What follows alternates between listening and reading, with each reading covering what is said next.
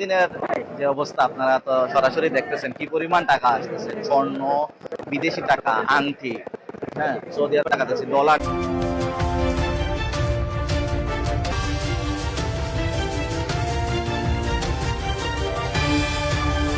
সম্মানিত সৎ নিষ্ঠাবান ডিসি সাহেবরে প্রত্যাহার করা হইলো, এটা বিএনপির লাগিয়ে লজ্জা। কি পরিমাণ টাকা আসতেছে, স্বর্ণ, বিদেশি টাকা, আংটি, হ্যাঁ, সৌদি আরব টাকা দিচ্ছে, ডলার দিচ্ছে, পাউন্ড দিচ্ছে। টাকাগুলো যদি মানুষের কাজে লাগে, ইসলামের কাজে লাগে, উন্নয়নের কাজে লাগে, দেশের স্বার্থে কাজে লাগে, তাহলে আপনার আমার তো কারো ক্ষতি না, নেতাদেরও ক্ষতি না, প্রশাসনেরও ক্ষতি না, মানুষ উপকৃত হবে।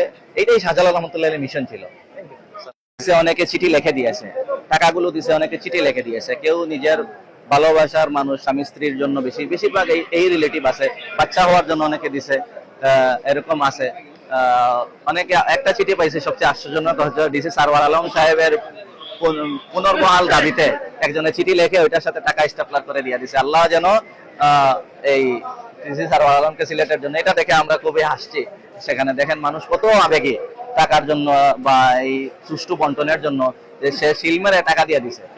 এই যে মানুষের আবেগকে পুঁজি করে কিছু মানুষ এটাকে কুক্ষিগত করে রাখছে বিগত 700 বছর থেকে, বিগত 50 বছর ধরে না, বাংলাদেশ স্বাধীনের পর থেকেও যদি ধরেন 50-55 বছর, তাহলে দেখেন এই টাকা দিয়ে সিলেটকে শাহজালাল রহমতুল্লাহ নামে উন্নয়নের সাগরে ভেসে দেওয়া যেত।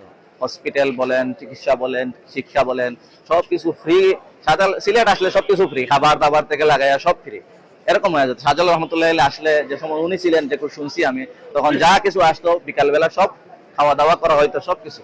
এইভাবে যদি উন্নয়ন হয়, উনি আসছেন আমাদের কাছ থেকে, ইয়ামেন থেকে, উনার নামের উসিলায় আজকে সিলেট, হ্যাঁ, উনার কারণে আজকে সিলেটের সম্মান, উনার এটা যদি আজকে আমরা বলি, তাহলে শাহজালাল রহমতুল্লাহ এর নামে একটা পুনর্বাসন কেন্দ্র করেন। এই যে মাজারে যারা বকগুরে আছে, গরিব আছে, আরো যারা রাস্তাঘাটে মাজারে আসে না কিন্তু এমনি ব্যক্তিগত ভাবে গরিব, কয়েক হাজার পুনর্বাসন কেন্দ্র করা যাবে, ঘর বানানো দেওয়া যাবে, হসপিটাল করা যাবে।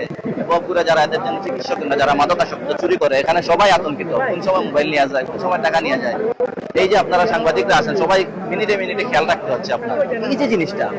কেন এদেরকে যদি আপনি পুনর্বাসন করে দেন, চিকিৎসা করান, এই টাকা দিয়া করবে। সরকারের দরকার নাই, সরকার, আমাদের দেশের সরকার অনেক অর্থনৈতিক সমস্যার মধ্যে আছে।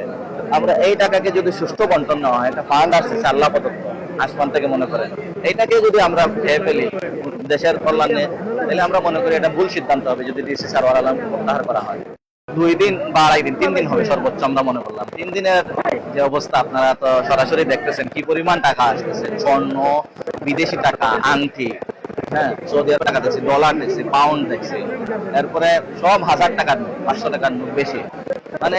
আমার মনে হয় একদিনে 8-10 লাখ টাকার হিসাব আছে যদি নগদ, যদি টাকা হিসাব করি। আর স্বর্ণর তো হিসাব করলে এখন একটা গলার চেইনের হিসাব ধরলে আপনার এক করে যদি হিসাব করেন 2 লাখ টাকা, প্রায় 1.5 লাখ টাকা। সিন্ডিকেটের প্রেশারের কারণে স্যারে বদলি করা হয়। যদি স্বাভাবিক প্রক্রিয়া হইতো, অবশ্য 2 দিন আগে স্যারে যখন চ্যালেঞ্জ দিছিল যে আমি মাদার সিন্ডিকেট আর মাদক সেবীদের আমি সিলেট থাকি প্রতিহত করব, তখনই স্যারের পিছনে এরাই সিন্ডিকেটরা পিছনে লাগছে, তারা উপরের লেভেল ব্যবহার করছে। এটা নিয়ে আমি বিএনপি সরকারের কাছে, আমরা কিন্তু বিএনপি সরকারেরও এটার দোষ দিতে পারি, কারণ বিএনপি সরকার বর্তমানে সরকার জনগণের সরকার থাকা অবস্থায় একজন সম্মানিত সৎ নিষ্ঠাবান ডিসি সাহেবরে প্রত্যাহার করা হইলো, এটা বিএনপির লাগিয়ে লজ্জা। আমরা চাই যেন এটা সুষ্ঠুভাবে স্যাররে আবার যেন বহাল করিয়ে নেওয়া হয়। জি জি।